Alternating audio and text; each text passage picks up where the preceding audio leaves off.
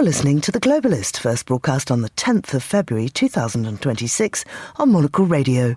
The Globalist, in association with UBS.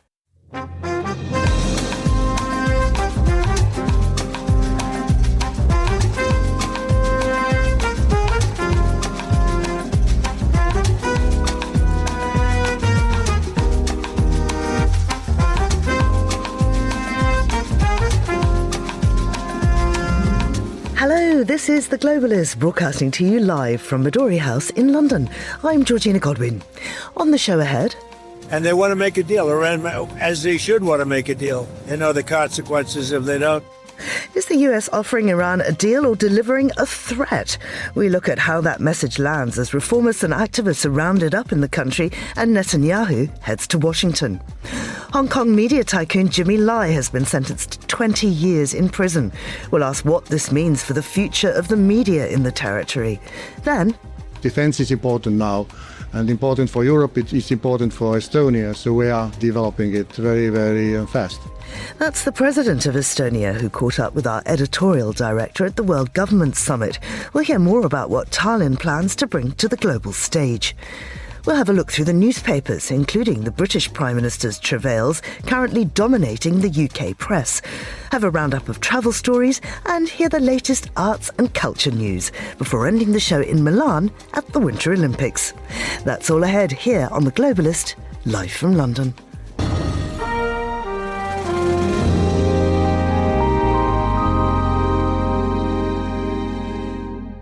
First, to look at what else is happening in the news.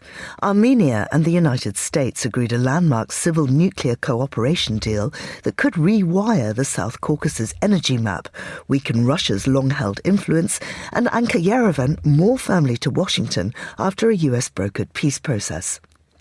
China is set to deepen its political and economic influence in Bangladesh after this week's election, as ties with India fray following the fall of Sheikh Hasina, and Beijing steps up defence, infrastructure and trade engagement in Dhaka. And police in Sydney used tear gas, pepper spray and mounted officers to disperse thousands protesting the Australian visit of Israeli President Isaac Herzog, with authorities defending rarely used crowd control powers amid claims of excessive force. Do stay tuned to Monocle Radio throughout the day for more on those stories. Now, Iran is detaining senior reformist figures while reopening diplomatic channels with Washington, framing the arrests as a response to political and social order at a moment of external pressure from the US and Israel.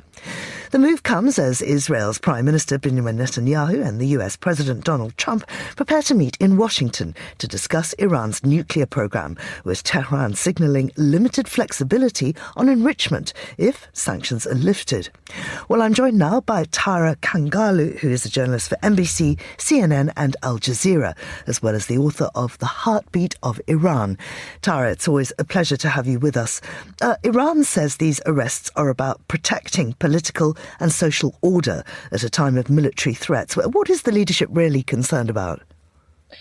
Thanks for having me, Georgina. Well, the arrests, as we've seen previously over the years, are about controlling any form of dissent, any opposition voice in Iran. In fact, I was speaking with a mother in Tehran just a few days ago who participated in every single protest since the Islamic Revolution. And she said, our brightest are now in Evin prison, and Evin prison right now is more like a library or university. So I am not surprised to see this mass arrest. And again, historically, it's been proven that the regime cracks down on reformists, intellectuals, lawyers, human rights activists, and so on and so forth after any protests or, quite frankly, what we saw in the 12-day war in June. This happened then as well. Two people I want to point out to you that are standing significant. Of course, any arrest is significant, but it's worth mentioning the son of Mehdi Karoubi, who was a leading reformist candidate in 2009. He was arrested yesterday, and the Nobel Peace Laureate Narges Mohammadi is now seeing an additional 7-year sentence to an already 6 years sentencing that she had. So Trump has repeatedly warned Iran to stop persecuting protesters. So what's the rationale of this move whilst talks are ongoing? I don't think Iranian government is seeing any correlation between what they do domestically with what comes out of Washington. And I think that's part of the irresponsibility of the U.S. policymaking. The United States President Trump came earlier in the protests asking protesters to come out, saying that he's going to help them and help is on the way. And that's when you saw thousands of people coming on the streets empty-handed, paying the price with their lives, and nothing happened. So I don't think the arrests in Iran, as done by the Iranian regime, are carried out with any concern with what Donald Trump is going to do. And so this has been a pattern that we've seen. So where is the help? He promised an armada. Mm-hmm. I have no idea. I think we're yet to see. And I think the biggest losers in all of this are the Iranian people, 90 million people, Georgina, who are over half of them living below the poverty line. And what my question is, as the nuclear deals are, I guess, progressing, we saw them meeting in Oman just a few days ago, and they're now discussing when the next meeting is going to be. And presumably it went well, it didn't go south. All the while, talks of the strike are still on the table. But my question is whether there's a nuclear deal, whether Iran's missile program is contained, whether Iran agrees to not provide support for its proxies in the region, which are part of these discussions.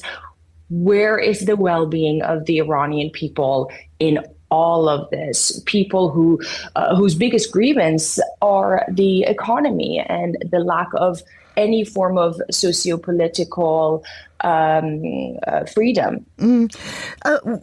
We're hearing, as you're talking about it, the talks, that there are diplomatic signals that perhaps there might be slight loosenings here, a bit of room for compromise. Iran's nuclear chief has talked about the possible dilution of 60% enriched uranium if sanctions are removed. Do you think this is realistic, and can he be trusted, or is this just a bargaining tactic? I think anything is possible and anything is realistic. A few days ago, we were hearing that Iran is going to send its uranium stockpile to Russia, because that's one of the discussions. Okay, what are we doing with the stockpile? And then on the other hand, the Trump administration is saying we want zero enrichment. That this is the line that we've been getting since the war. So there are multiple discussion points. And I also want to underscore and emphasize that the missiles are part of this discussion. This has been Iran's red line. And we have to see what happens there. So the 60% reduction, can it happen? Maybe. But this is while there has already been talks of zero enrichment, to which Iran has said no.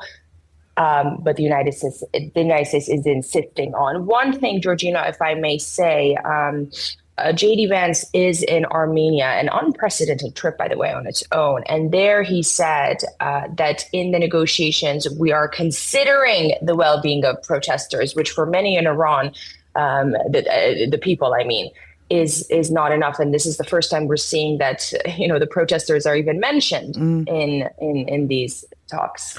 So Benjamin Netanyahu's on his way to Washington. He reportedly brought this meeting forward, wanting to ensure that the US and Israel are on the same page when it comes to Washington's negotiations with Tehran. I wonder if that's the case. What will Israel be pushing for the US to do? And will Netanyahu achieve his aim, whatever that is? The disconnect right now, where we have seen Benjamin Netanyahu for long wanting a war with Iran. And these are discussions that we've had in previous moments like this, where in some ways Israel's Netanyahu wanted to drag the United States in the war that he wanted all along. We have to remember this is something that Netanyahu had longed for, a conflict with Iran. And as you mentioned, he's off to Washington soon. And many are saying that there is a chance that he might strike Iran on its own, unilaterally, without the consent of Washington. I don't think that's likely, and even so, I believe it might be contained.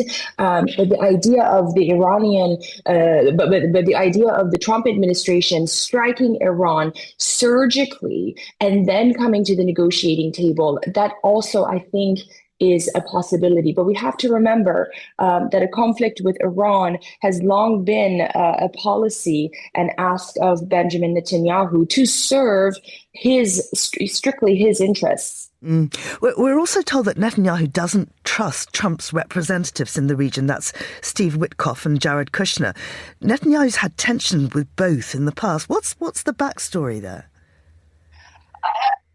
Yes and no. It's also important to note that historically, actually, over the years, Benjamin Netanyahu had a very close relationship with the Kushner family, even to the extent that he would stay with them when he would visit New York. And we also have to look at Gaza and what's happening there with the Board of Peace. Is he unhappy with the U.S. strategy there? Maybe, but I don't think that there's any sour relationships with, especially with Kushner.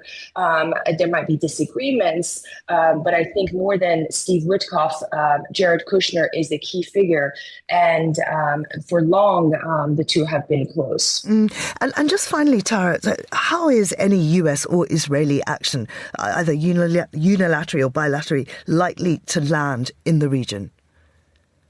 It's going to be a devastation. I was just in Saudi Arabia, and none of the Gulf countries want any confrontation between Iran and the United States, because it's going to have a huge impact economically, but also politically in these countries. Also, we shouldn't forget Turkey. Turkey has played a huge role in these latest talks, and along with Gulf countries, does not want any confrontation.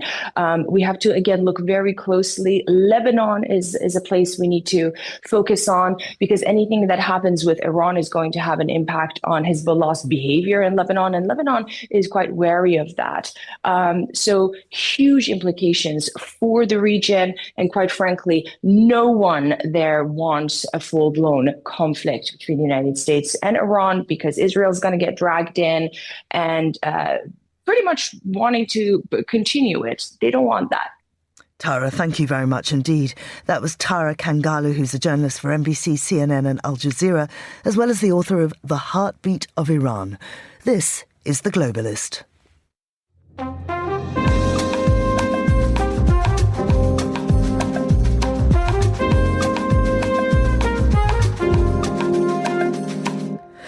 It is 15:12 in Hong Kong, 7:12 here in London. Now, yesterday, a Hong Kong court sentenced pro-democracy media founder Jimmy Lai to 20 years in prison for offences under the national security law. It's the longest sentence handed down under the law, and former Apple Daily executives have also received jail terms. The United Nations and several European countries have expressed concern. The UK has called for his release and announced plans to expand its visa scheme. So I'm joined now by Tom Grundy, who's the editor-in-chief and co-founder of Hong Kong Free Press. Tom, many thanks for speaking to us. Remind us of Lai's supposed crimes, which he denies. Well, Jimmy Lai was arrested in the wake of the 2019 pro-democracy unrest. It was an apparently leaderless movement, but his Apple Daily, always wildly popular, was seen to be siding with the protesters. During his 156-day trial, he was accused of using his tabloid to lobby foreign nations to impose sanctions or blockades upon China and Hong Kong. And he was said to have incited hatred against the authorities with 161 op-eds that he wrote. Basically, he will now be 95 if he gets out in 2044. So although we're not seeing headlines about the maximum sentence, which is life, it does seem likely that he may die behind bars. He is, after all, in very poor health. He's 78 years old, but he's also a British citizen. Does that make any difference? It hasn't made any difference as far as I think local authorities are concerned. He is Chinese. He was born in Guangdong. He came over to the city as a child. He was a labourer in a textile factory before launching his own clothing chain. And from there, he worked himself up to launching, the Apple Daily. Keir Starmer, the UK PM, was making representations to Xi Jinping a couple of weeks ago, and many have urged for his release. But the fact is, it's obviously fallen on deaf ears. Although the UK is the one country we have seen in reaction actually put something out a bit more tangible in the wake of the sentencing. They've said that they're expanding a visa scheme for Hong Kongers so that thousands more can resettle in the UK. And how have media organisations in Hong Kong responded to the verdict? Well, look, going through the papers this morning, it's a celebratory mood among the establishment and the papers. Locally, I have seen no criticism. The leading South China Morning Post hailed the sentencing in their editorial this morning. State media certainly. I contacted the Hong Kong Journalists Association yesterday. They said they were not able to comment freely. The Foreign Correspondents Club also said they've got no comment at this time. So maybe, that speaks for itself. We've seen around 10 outlets close and large numbers of journalists leave the city since 2020. Do you think this ruling will accelerate that exodus, or has it already reached a tipping point? Well, look, for the press, the changes were already baked in. Nothing really changes. We knew where this was going years ago and took note. This is not the once freewheeling, city it was in terms of civil liberties and the press freedom hub it used to be among the region. Some international outlets, over the last 5-6 years of this national security era have voted with their feet. The Wall Street Journal, New York Times have uprooted some of their staff to the likes of Singapore, AFP downgrading its operations here. Because the fact is, long before this sentencing this week, we've seen 1,000 journalists out of work, outlets closing, editors jailed a couple of years ago for Stan News. So, more widely as well, Hong Kongers have seen this pan out in recent years, and examples have been made of people a lot closer to home than Jimmy, with jailings for, slogans, T-shirts, speech online, and over 60 civil society groups disappearing. Now, as you say, Britain's expanding its visa scheme for Hong Kongers. Are we now looking at a future where Hong Kong journalism increasingly operates from exile rather than from the city itself? Yeah, that's true. There are some based in the UK. They tend to be in Chinese. There are some in Taiwan as well. A lot of them are actually staffed by former Apple Daily staff, journalists, but you then are not really on the ground and able to speak to Hong Kongers or capture some of the nuance, and it can be argued, accuracy can suffer. We're constantly at Hong Kong Free Press, thinking about our situation on the ground here. But I feel, we are still able to go to the courts and bear witness, covering this trial from start to finish. We're able to go to the legislature, write the first draft of history, and turn up to press conferences and ask tough questions, as we did with the chief executive press conference this morning. So the pros outweigh the cons, I think, for us. But for others, they are able to do stories perhaps we aren't able to do, such as interviewing wanted dissidents, for instance. Just tell us a little about that press conference this morning. What was said and what was asked? Well, John Lee, city's leader, was justifying the sentences of Jimmy Lai, hailing it. And we also heard in the early hours that Beijing has passed down a white paper that basically laid out, recapped and hailed everything that Hong Kong has been doing in terms of this national security project, the thousands of bureaucrats, the millions of dollars involved, affirming the city's actions, much to the pleasure of John Lee, who said that the document was a stern warning to traitors of the country and Hong Kong. It basically said, China has a fundamental responsibility for national security matters in the city, and that the government has been delivering solid results. And it did refer to the Lai case at one point, saying that it was an example of Hong Kong's judicial departments adjudicating impartially. But as we know, Jimmy was not able to have his first choice of lawyer. He did not face a jury. There was no bail, and the judges on the case were handpicked by the city's chief executive to try national security cases. Tom Grundy speaking to us from Hong Kong. Thank you very much indeed. Now, still to come on the programme. I'll be bringing you the latest from the women's ice hockey at Milano Cortina 2026. I'm here recording this at the Row Ice Arena. That's Monocle's Europe editor-at-large, Ed Stocker, in the crowds at the Milan Cortina Winter Olympics yesterday. We'll hear more from him and about Monocle's coverage of the Games later in the show. This is The Globalist. Craft is a matter of perspective, a unique outlook, and obsessive attention to detail. With UBS's Chief Investment Office House View, we're focused on identifying the latest investment opportunities and market risks to help you achieve your financial goals, so you get the big picture broken down into thought-provoking insights. Delivered daily and curated by over 200 globally connected, locally active analysts. UBS. Banking is our craft.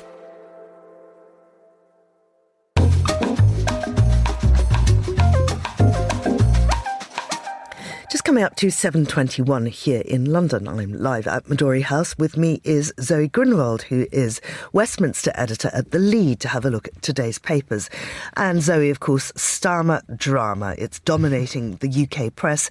As of this moment, Keir Starmer is still the British Prime Minister. Yesterday, though, for a minute, it looked a bit dodgy. It did look a bit dodgy. It's looked a bit dodgy for the past week. I think we're out of the worst of it now. It doesn't look like Keir Starmer's going to go this week. If you'd spoken to me this time yesterday morning, I might say he'll be gone in the next few days. That is how quickly things were moving in Westminster yesterday. This, of course, is off the back of the huge scandal that exploded in Westminster last week, when it was revealed that Keir Starmer was aware of Peter Mandelson's relationship with Jeffrey Epstein. Of course, Peter Mandelson had been appointed ambassador to Washington. Keir Starmer has been fighting off complaints from his MPs over the past few months, but this particularly culminated in a lot of anger last week. It seems he was saved by the Scottish Labour leader Anas Sarwar's intervention yesterday. He actually came out and called for Keir Starmer to resign, and it seemed like that could be the moment that toppled everything. But actually, it focused the Parliamentary Labour Party into, I think, reality, where they suddenly said, hang on, we don't have a clear successor. We're about to head into a by-election. We're a few months out from the local elections. If we go ahead and depose Keir Starmer now, this could get very messy for the party. So those by-elections, I think they're in May. Will he go after May? So there's a by-election in February, which is a seat in Manchester called Gorton and Denton. That, I think, is going to be the real pressure point, because what we're seeing there is a presumably safe Labour seat that is going to be nibbled by either Reform or the Greens, these two parties on the left and the right of politics. If Labour is to lose to the Greens or to Reform, I think you're going to see more calls from his party to actually go. Now, Mandelson, of course, implicated now for many, many years in lots of different positions. So who knew what when? I mean, he was business secretary. He was giving secret information to Epstein. He's been in many roles, and it's clear that his relationship with Epstein has coincided with all of that. So how deep does this go? Yeah, well, this is the question. So there's a police investigation into Peter Mandelson's relationship with Jeffrey Epstein, particularly what information he might have passed to him while he was in government. There is also going to be an internal investigation. The Cabinet Office is looking into this, of course, and there is going to be files about Peter Mandelson's appointment, how it was he was able to get through secure vetting for the role of ambassador when he had this well-known relationship with Epstein. So that raises questions for the Prime Minister. It also raises questions for the security service. So we talked about the by-election as being the next pinch point, but actually, if over the next few weeks there's more incriminating information about Peter Mandelson, or indeed what the Prime Minister knew when he appointed Mandelson, that could cause this all to flare up again. Yeah, and we know, of course, that his special advisor, Morgan McSweeney, has gone, and so is his head of comms. Now, as you say, there's a lot more information that may well come out. And what this is looking like is that there was a lot of corruption in government. And in fact, this is another story we want to look at, because the UK and the US have sunk to new lows in the global index of corruption. Unpack that story for us. Yeah, so this is the Corruption Perceptions Index. This is a index that's released every year by the campaign group Transparency International, and it looks at the overall levels of corruption in countries across the globe. Both Britain and the US have been gradually falling down the rankings, but they're both facing one of their worst years yet. So Britain is now down to 70 out of 100. And this, Transparency International say, is due to election campaigning. So obviously we had the election in 2024. They're talking about huge single donations made by a single donor that have prompted calls for transparency. They were also pointed to reports that Elon Musk was considered to be making a huge donation to Reform UK. And Labour particularly giving, and you might remember this from the beginning of Keir Starmer's premiership, a privileged pass to its largest donor, Wahid Ali. Essentially a pass to number 10. So Transparency International is basically calling on the government to try and be more transparent, more secure. And the same thing is happening in the US as well. Particularly, they flagged the release of the Epstein files, but also the democratic backsliding we've been seeing under Donald Trump's presidency. I want to not talk about Epstein, but it's almost impossible because the story is infecting almost every corner of the news right now. Now, Ghislaine Maxwell, who is the only person who's gone to prison for this, a woman, has refused to answer questions about Epstein in a congressional hearing. She's pleaded the fifth. Tell us more. Yeah, so she appeared virtually for a closed-door deposition yesterday. This was for the US House Oversight Committee. As you said, she just pleaded the fifth, which is the right to remain silent the whole time. Obviously, the Democrats were very disappointed in this. This is Republican House Oversight Committee Chairman James Comer said it was obviously very disappointing. They had lots of questions to ask about Epstein, and she didn't answer them. But what was interesting is actually Maxwell was said to have implied that she would be willing to answer questions about Epstein, and indeed testified to the fact that neither Trump nor Clinton were involved with Jeffrey Epstein if she was potentially granted clemency from Donald Trump. So basically a pardon, which is extraordinary. And we think, could that happen? But you know with Donald Trump that he's very opportunistic. And if he sees a sense that he could get Ghislaine Maxwell to say, actually, Donald Trump didn't have anything to do with any of this, you do wonder if he would take it. Yeah, absolutely. And you can't blame her. It's her only bargaining chip left, really, isn't it? Well, absolutely. I mean, she doesn't have a lot to go on. And obviously, she is the only person, as you say, from the whole Epstein crisis to be in prison. So it is interesting that her testimony is obviously so crucial. Absolutely. And of course, we must not forget the victims in all of this. Let's talk about mass tourism in Capri. They look like herds of sheep, says an official. Yes, the locals in Capri are getting increasingly frustrated with the huge number of day trippers, cruise ships, tourists that are being crammed into this obviously tiny, beautiful town in Italy throughout the summer season. Locals made obviously a lot of money from the mass tourism boom post-COVID, which the place really, really needed. But now they're saying it's actually getting incredibly difficult for Capri to function because it's such a small town and it has, such small entrances in and out. When you have cruise ships turning up with all these tourists and at the same time a ship with supplies turns up, it's virtually impossible for anybody to get in or out. So they are looking at how they can potentially regulate to better ensure the management and the flow of tourists, but also looking at rules that have been introduced in other parts of Italy, such as banning selfies in July, or as Venice does, charging day trippers €10 as an access fee into the city. Banning selfies? That's interesting. I wonder how you regulate which way your camera's turned. Yes, I don't know. It's a good question. I think it would be quite hard to do in practice, but it might make people think twice, I guess, about lingering. Yeah, aside from the whole tastefulness side of it. Yeah, precisely. Zoe, thank you very much indeed. That's Zoe Grunwald there, who's Westminster editor at The Lead. And this is The Globalist on Monocle Radio.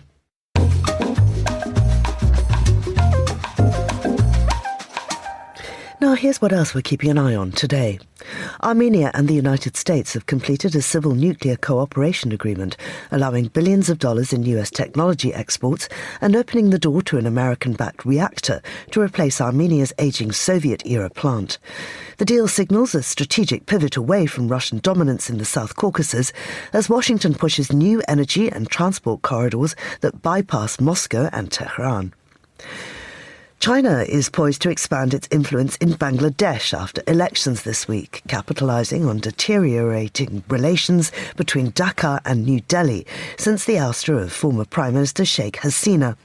Analysts say Beijing is filling a diplomatic and economic vacuum with defence deals and investment, even as Bangladesh remains too geographically and economically tied to India to fully sideline the country. And Australian police forcibly broke up protests in central Sydney against the visit of Israeli President Isaac Herzog, using tear gas and pepper spray after crowds pushed against blockades. Officials say officers acted with restraint in a volatile situation, while protesters and a Green lawmaker allege they were trapped and assaulted as police moved to disperse the rally. This is The Globalist. Stay tuned.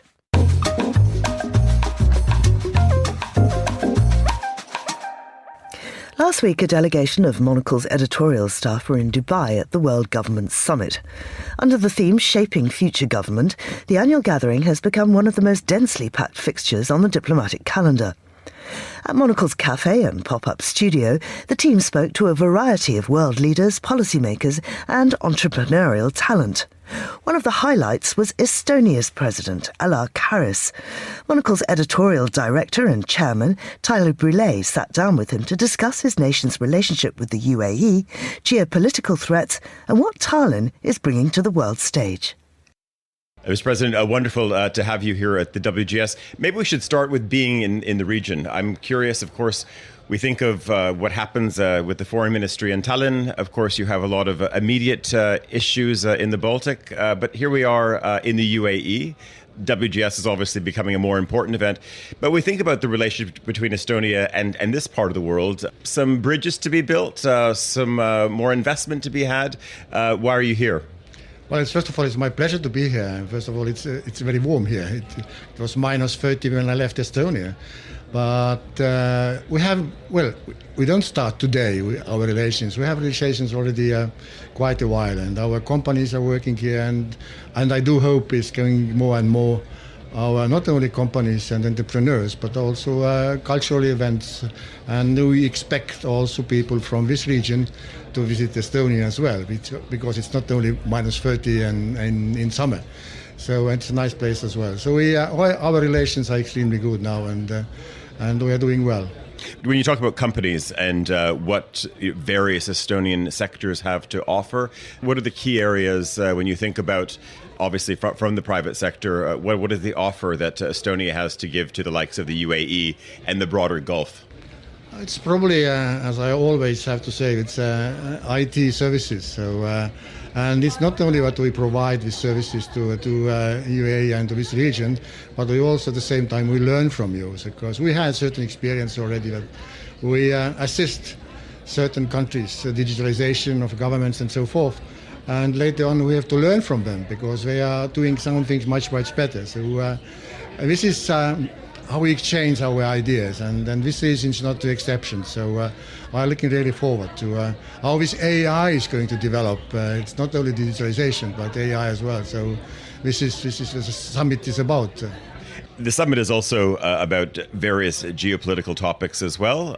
You are certainly not immune to those. We've seen a lot of very interesting companies when we talk about the tech sector and the defense tech sector coming out of Estonia as well. Are there interesting conversations on the defense side as well in terms of obviously potential clients here, but also knowledge sharing between the UAE and some of the interesting defense startups out of Estonia? I mean, absolutely. I mean, defense startups are growing in Estonia, and we develop our defense industry, and of course, again, AI and digitalization is a matter of using it in this particular industry as well. So we are trying to work together also with people over here, and it's not only, as I said already, it's not a starting point. It's just a continuation of our relation. And of course, defense is important now, and important for Europe. It is important for Estonia. So we are developing it very fast. You touched on those rather severe temperatures in Estonia. We come out to this region a lot. I've actually bumped into quite a few Estonians working in service here. It's quite an attractive place. It's maybe nice to have a job for a couple of years working for Etihad and Emirates, for example. When you head back to Estonia, are you hoping to also take a few Estonians with you to attract people to come back? I'm not sure. I don't want to say there's a brain drain, but this is a region which is incredibly hot, not just temperature-wise, but in terms of opportunity.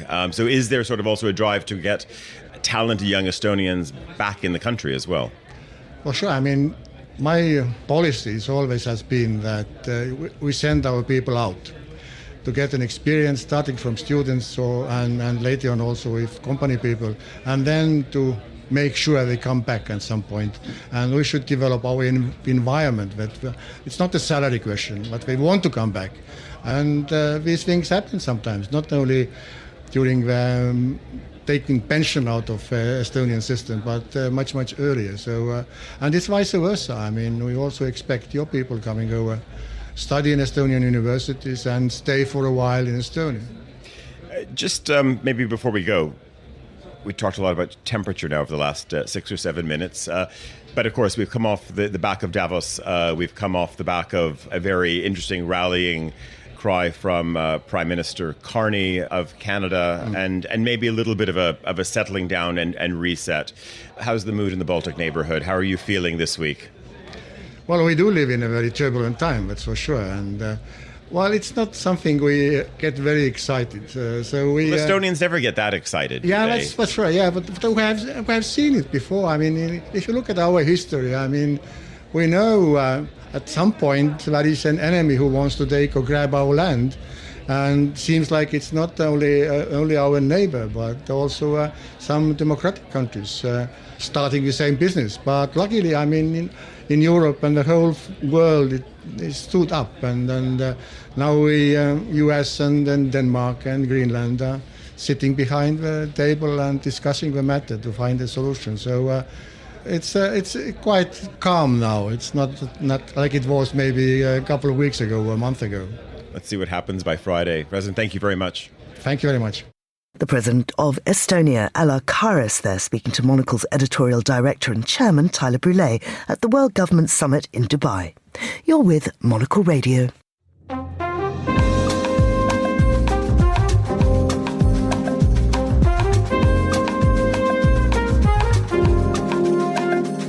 Now for a look to the world of travel with Ash Bhardwaj, who is the writer and broadcaster for outlets including the BBC, the Times of London, and the author of the book Why We Travel. Now, Ash, you've just been listening to that and raving about Estonia. It's one of my favourite countries. I've been there a few times. I've actually been there as an Army Reserve officer on Opkabrit, the deterrence against Russian aggression. But as a journalist and a travel journalist, I've explored the country, and you don't expect a place that small to have such diversity and such interest, and particularly the region of Setomaa down on the southeast border, which is where there was a bit of an incursion by Russian soldiers, actually on Russian land, that you cross to get from one part of Setomaa to another.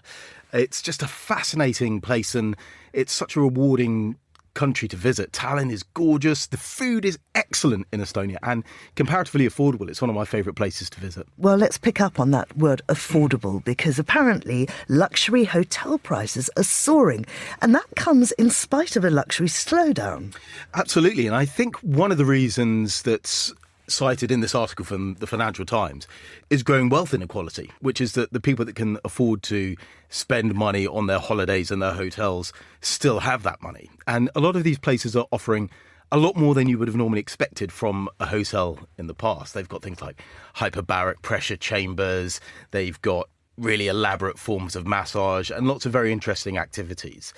Luxury travel sits in a couple of different domains, but one of the things that it can do is it gives you access to places that would otherwise be inaccessible. So remote regions of the earth. There's some fantastic luxury places up in the northern parts of Scandinavia, for example. Iceland was a place that really set the standard with that sort of luxury hotel.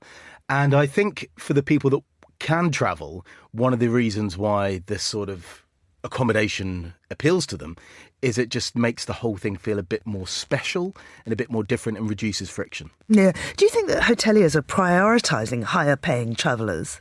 Well, they know that they can get them. There's competition between the different hotels, obviously, which is why you have all these funny things like the hyperbaric pressure chambers to try and differentiate one from the other. And then, of course, you have the legacy places like Le Bristol and Paris, which will always draw visitors simply because it's Le Bristol and Paris. Sure. Well, if you're heading to the United States, you have to be a bit careful. Well, you have to be a bit careful anyway. But if you had a parking fine back in 1978, that might be an issue, apparently. Yeah, so this is another report from the Financial Times about how particularly the embassy in London is cutting back on visa issuances. So if you're travelling to the US, you can usually travel on an ESTA, which is a visa waiver. It's like a permit to travel. That means you don't have to go through a full visa process. But if you have had any form of criminal record, and this can be an arrest even without a conviction, you can be denied an ESTA and then you have to go through a visa application. So even if you're going as a holiday visitor, you might have to get an H1B or H2B visa. And if you have had any form of criminal engagement or activity in the past, you can be denied it. So the challenge for people when it comes to this is it changes your decision making about whether or not you go to the United States. Because why would you book a holiday knowing that you then have to go through this visa application process, not being sure if you'll get your visa? So there's an opportunity cost that's being lost to the US. And this isn't just happening for holiday makers. This is happening for people going on work visas as well. So there's reports of some executives and CEOs not achieving their visas.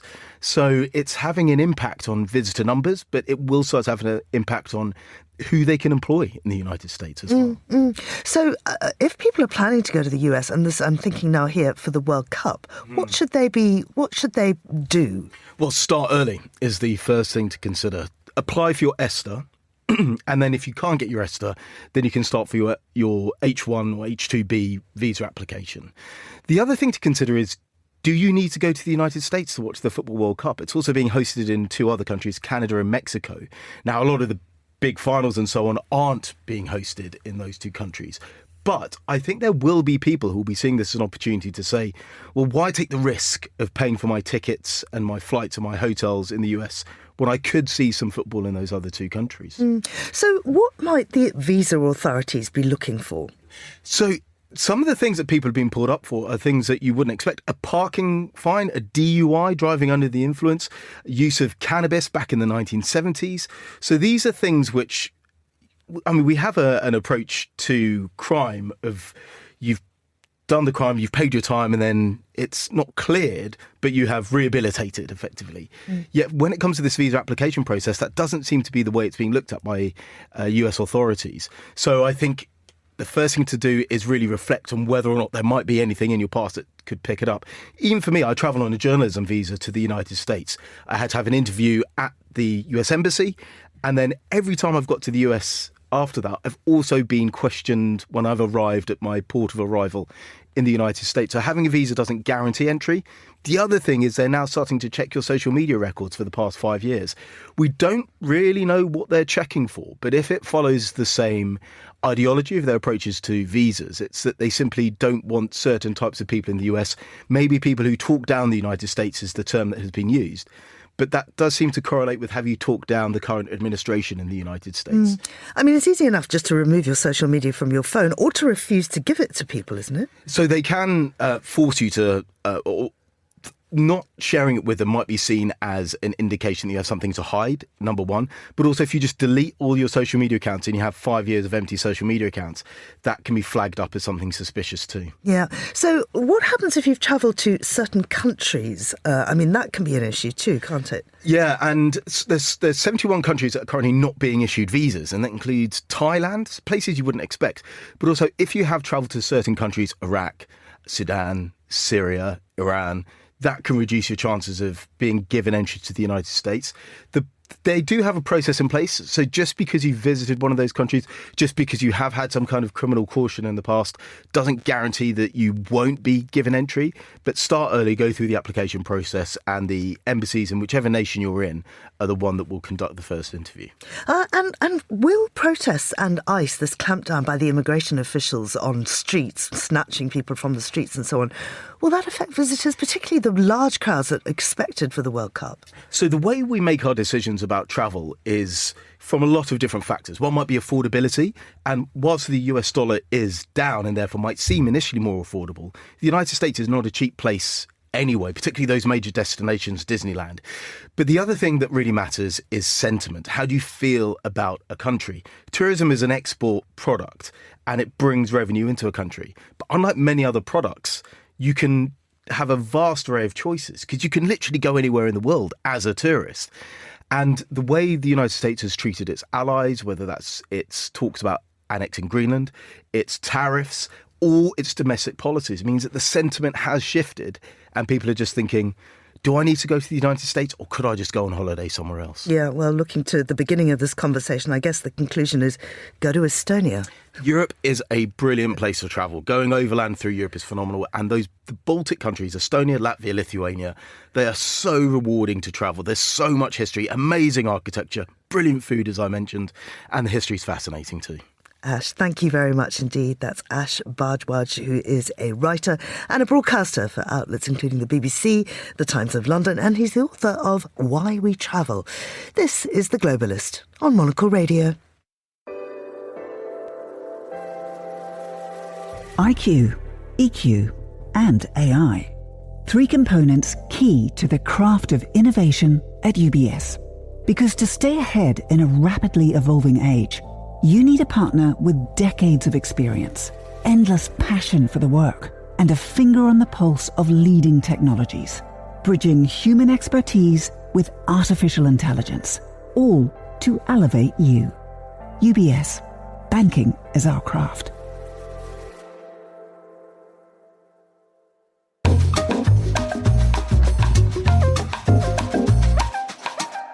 It's 8:45 in Basel, 7:45 here in London, and a look now to the news in the world of arts and culture. And to do so, I'm joined by Gabe Bullard, who's a journalist based in Basel for outlets including The Washington Post, Neiman Reports and New York Times Magazine. Gabe, lovely to have you on the show. I understand it's carnival season there. How do you pronounce that? Fastnacht? Fasnacht, yes. You may hear a few drums and fifes behind me. They've been practicing for the last couple of weeks, getting ready for the big parades coming up in the near future. And what do we expect? I think the usual, the large parades. There's the, they call it the Morgenstreik in Basel at 4 a.m. on the first Monday. The lights go out, the bands start playing, and from then on, it's 3 days of celebration. Sounds fantastic. Now, of course, there's been this terrible tragedy in Crans, Montana. Has that affected the way that hospitality is operating there? Yes. So across the board in these towns, Basel having, one of the more significant Fasnachts, but a lot of towns have their celebrations. There has been a new focus on fire safety, especially in what they call the Fasnacht Kellers, which are these basements where people gather, they have a good time. They can get pretty crowded. So to prevent any sort of tragedy, but then also to remind people of general safety, there has been this new emphasis and on what fire safety measures are in place. Emergency exits, capacity limits, making sure that the decor is appropriate, all of that. So there has been this sort of new check, both to ensure that safety is there and to reassure people who are visiting that they're going to be in a safe place with emergency exits should the worst happen. Tell me, what is this carnival celebrating? What's the reason for carnival? The Lenten season from the church is where it all sort of came from. Although, there's not necessarily a lot of religious imagery going around. It's sort of, like carnival in other countries. Basel has theirs after the Lenten season begins, technically. So it's just a lot of fun, a lot of colors, a lot of confetti going around. We'll be cleaning up confetti for the next few months here. Now, tell us about the Ursay collection. Yes, so this was a collection of largely Americana, though some international objects, collected by the former owner of the Indianapolis Colts, or I should say the late owner of the Indianapolis Colts, the American football team. It includes, probably the highlight is a number of famous guitars from musicians in the 20th century. Kurt Cobain, David Gilmour from Pink Floyd. All of these have been sort of purchased by Ursay over the years. He died last year, and the family has decided to put these items up for auction. They're going up for auction this spring, and before that, they will be on display for one last time. They had previously been sort of part of a traveling museum that had gone across the U.S. showing them to people. Is there much of a market for rock memorabilia? Yes, there is. It is something that has picked up as baby boomers who grew up with the music have been able to flex a little bit more of their income in collecting, and also some Gen Xers. You see that the members of Generation X who have the money to spend are going for some of the artifacts of their time that they're most interested in. I'm going to be watching to see who ends up going for Kurt Cobain's guitar, for instance, from the Smells Like Teen Spirit video. Absolutely. All right. Well, let's finish by talking about AI, because there's this phrase, AI slop. What does that mean? So that is work generated by AI, usually visuals. It could apply to text. It could apply to music as well. Just something produced by the machine that isn't really worthwhile. It might in some way be technically impressive. Certainly the technology behind it is pretty advanced, but the end result is just something that people don't really care to see. It's not as good as what a human might do, or maybe it's something that somebody who's just kind of phoning it in might produce. Right. So there is a backlash, though. Yes, indeed. So you may have seen in the Olympics opening ceremony, there was that brief animation done with artificial intelligence that people have been pushing back on, saying, why not have a human animator to do this? The Olympics are celebrating human achievement. There are people who could make something a lot better. But across the board, just seeing these things pop up on social media more and more as some of these platforms have really invested in thinking that people will be entertained by these short, automatically generated videos, people are pushing back on it. And they're saying, it's really not that good. It's not where it needs to be. And I don't want to see it. I'm on these platforms to connect with people. Now, maybe the generation will get a little bit better, the generative AI, and it might look better. It might be a little more seamless. It certainly has advanced to the point where some people have trouble telling it apart.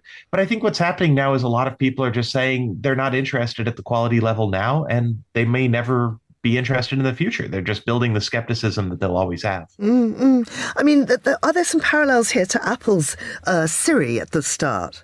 Yes, I think so. I think, when Siri launched, it could do a few interesting things, but it was also pretty buggy. A lot of people made jokes about Siri misunderstanding, giving directions to the wrong places, transcribing messages wrong.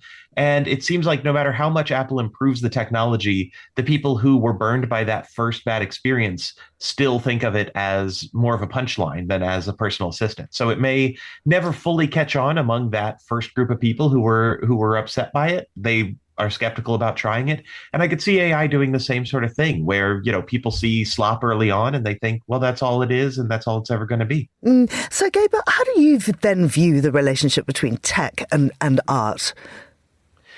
I think that there could perhaps be some interesting work done over time. But I think when you see something that is fully AI generated, even thinking about the Olympics, I'm not that interested in watching something or listening to something that's fully made by AI the same way that I wouldn't be interested in watching a sporting event that was completely generated by AI. I like the human element. I like the level of human surprise. And I think that what we're seeing is people starting to push back on that and think, we need to really think about what the limits are for this technology and how we want to use it. How can it help us be creative? How can it unlock something? Gabe, thank you very much indeed. That's Gabe Bullard, a journalist based in Basel. Happy Carnival or Fastnacht to you. You're listening to The Globalist on Monocle Radio.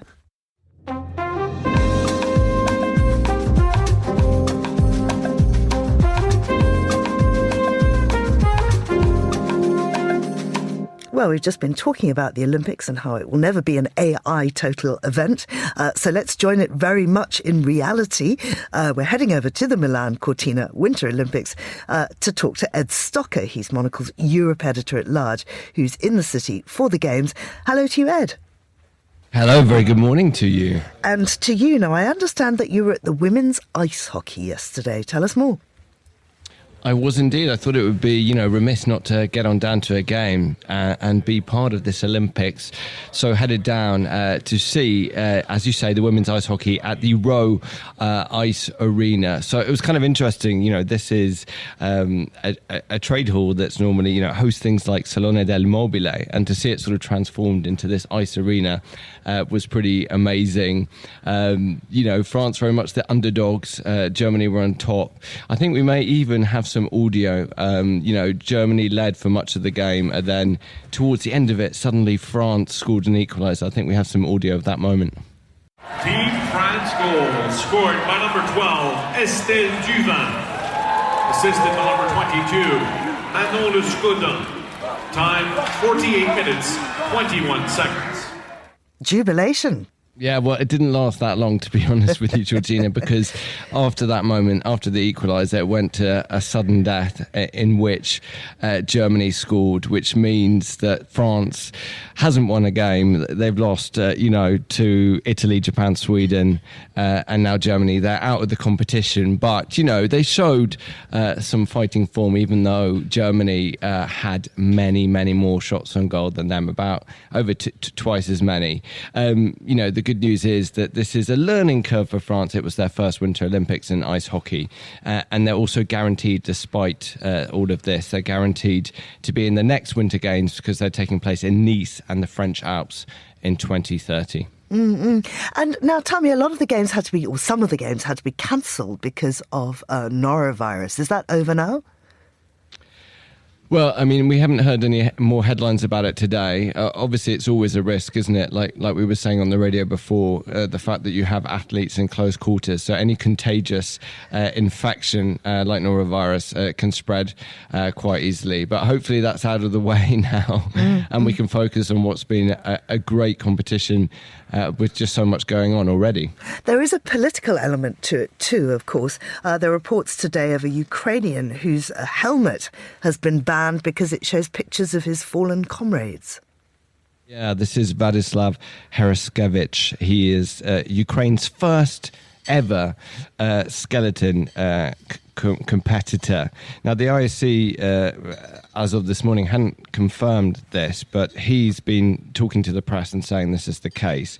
Basically, he's been wearing this helmet which shows Ukrainian athletes who have died, who've been killed in the ongoing war. The IOC, the International Olympics Committee, has very strict rules about sort of politics entering the competition. There's a rule called 50.2, which says there can be no kind of demonstration or political, religious or racial propaganda. This is an athlete who also held up a sign in Beijing 2022 in the Winter Games there saying no war in Ukraine. I guess what's interesting about this, if this really is a ban and he's not allowed to wear the helmet, he's already achieved, I think, in many ways what he was setting out to do, because it's had all this media attention. We're talking about it now. So he's still raising the profile of all these young athletes whose lives were cut short, and, of course, raising awareness about the ongoing war in Ukraine. So in many ways, I'm sure he believes he's kind of achieved his goal in that sense. Now, Ed, I know it's a busy time for you and the Monocle team on the ground there. What's on your agenda today? Yeah, it's day 2 in our Live from Milan radio broadcast, indeed. We've got Marco Samichelli. He's the director of the Museum of Italian Design at the Triennale. The cultural, programming that goes alongside the Olympics is super important. We have Martina Mondadori. She is the founder and editor-chief of the renowned Cabana magazine that, of course, is based here in Milan. We've got Stella Novarino. She's the Italian fashion designer who made waves designing the Haitian costume. She's half Haitian. We've also got Joe, former Architects co-founder Florian Boja. He is, his firm is behind the set that's being built for the closing ceremony of these Winter Olympics that will take place in Verona, and others. So it's going to be another really exciting, packed day. We'll also be checking in again with our roving reporter in the Italian Alps to find out some of the sporting action that's taking place today. So it's going to be, another busy day here live from Milan on the 47th floor of Allianz Tower. Very exciting. So just to confirm, it's 9 a.m. London time. It's 9 a.m. London time, 10 a.m. Central European time, exactly, Georgina. Thank you very much. That's Ed Stocker, who's Monocle's editor-at-large in Milan. And as we say, do tune in at 9 London time, 10 in Europe, to hear our coverage of the Winter Olympics. But of course, you can always download that whenever convenient for you. And that's all for today's programme. Thanks to our producers, Anita Riotta, Monica Lillis and Ryuma Takahashi, our researcher, Annalise Maynard, and our studio manager, Lily Austin, with editing assistance from Sam Impey. After the headlines, there's more music on the way, and we'll hear more from the team, as I say, in Milan at 9 London time. The briefing is live at midday, and The Globalist will be back at the same time tomorrow. I'm Georgina Godwin. Thanks for listening.